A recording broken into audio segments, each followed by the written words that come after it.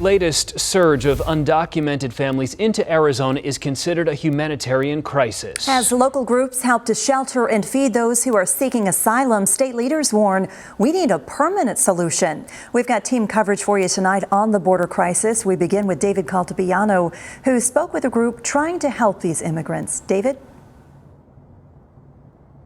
Well, immigration specialist Paul Arter told me his office has never been busier. Like the federal authorities at the southern border, there's only so much he could do if he comes across an undocumented immigrant who needs help.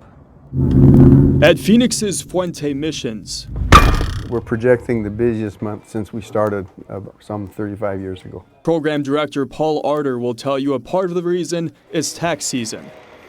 The other could be the migrant surge at the southern border. What I've noticed lately, a lot of people coming in specifically from Honduras.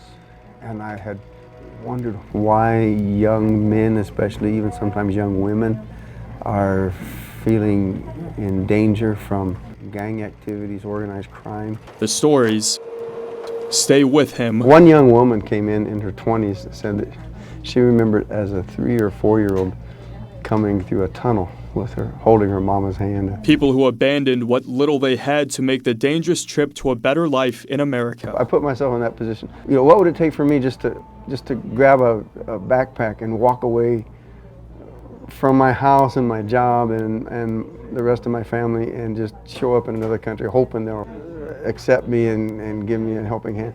Their office can only do so much. Paul says they can file an asylum claim or reach out to an immigration attorney who can provide further assistance. We don't have a solution for everybody. But he says he and his team will always try to help the amount of people who come through their doors. We're just trying to keep up.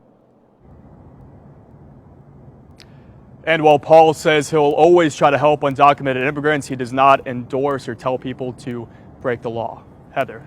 Such a tough situation, David. In terms of their migrants' living situation, what does that look like right now?